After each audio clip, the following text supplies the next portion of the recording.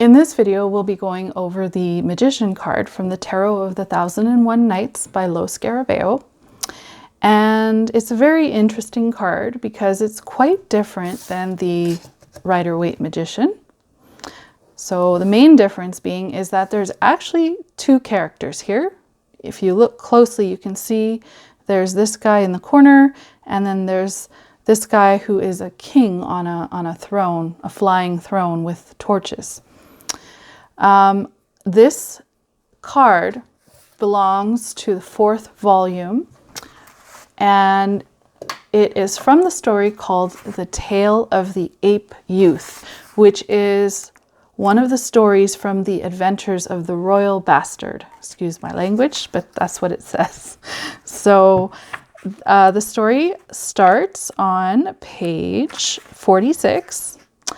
And it's actually not a terribly long story, like it's only a few pages long.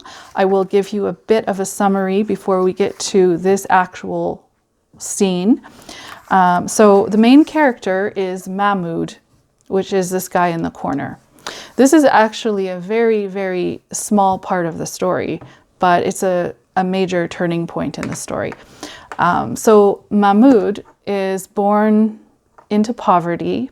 His parents were not rich, and then when his father died, Mahmoud had to become a beggar on the streets. And one day someone gave him more money than usual, and instead of buying food, he decided he was very drawn to this ape that was being sold.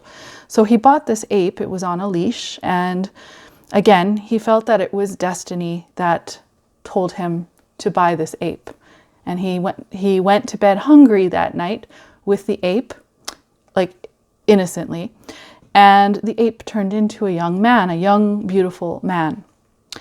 And he was astonished at this, but the young man brought him a lot of good luck and good fortune. And in no time, Mahmoud ended up associating with royalty and was married off to the Princess of Cairo. And so when he was supposed to consummate the marriage, he was advised by the ape youth, and again in this story the ape youth doesn't really have another name. He was advised by the ape youth not to consummate the marriage immediately. So this was much to the dismay of everybody involved, but the ape youth had a hidden agenda here. So on the third night, the ape youth told Mahmoud to ask the princess for her bracelet, and then the marriage could be consummated. Little did Mahmoud know that this bracelet was like a holy bracelet that protected the princess from the ape youth, who was actually an evil genie. Yeah, I know, right? So that's what he did. He asked the princess for her bracelet, and she gave it to him. And immediately, Mahmoud was transported back into poverty. He didn't even know where he was. He's just wearing rags, and he doesn't know what's going on anymore. And I'll read to you from there. So this is Mahmoud speaking. I cried, "Am I Mahmoud the beggar or Mahmoud the prince?" I rose and shook myself as I had seen the ape, but nothing happened, and I was in no way restored. In my distress of soul, I wandered about the streets at haphazard until I came by chance on a certain Moor of Barbary sitting on a mat in a byway with a small carpet spread before him to hold written papers and objects of various divination.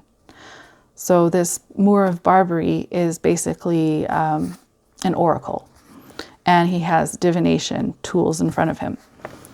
I rejoiced at the sight of him, and squatting before him, begged him to consult the invisible on my account. He looked at me with eyes like swords and asked, "O Darwish, is it you who have been separated from your wife?" "In Allah's name it is," I cried. And he continued, "O poor man, the ape which you bought for your 5 dirhams, the animal which changed into a delightful boy, is no human at all, but a very evil genie. He has used you for his own ends, being passionately taken with the charms of the Sultan's eldest daughter, and not being able to get near her because of the holy bracelet which she wore on her right arm. He employed you to rob her of this protection, that he might bear her off with impunity. But I have a hope of destroying this vile spirit, for he was one of those base-born, Aphorit, who revolted against our Lord Suleiman. When he had thus spoken, the Moor traced certain complicated characters on a piece of paper and handed it to me, saying, I would bid you have all faith in the greatness of your destiny. Carry this paper to the spot which I shall describe to you, and when a troop of beings pass, give it to him who seems to be their chief. As for my reward, you can give me that when your fate has been accomplished. I thanked the learned man and made haste to follow his direction. I walked all night and all day and came on the second night to a desert place filled with wild grass and the invisible presence of God. So that's this place right here. You can see the wild grass. As I sat down to wait what might befall, I heard all about me a flying as of night birds, yet I couldn't see anything. Terror was already taking hold of my heart when I beheld a great number of torches, which seemed to be borne along in the distance. But the hands which carried them and the folk they lighted were invisible. Soon, where the torches were the thickest, I saw a king borne by on his throne.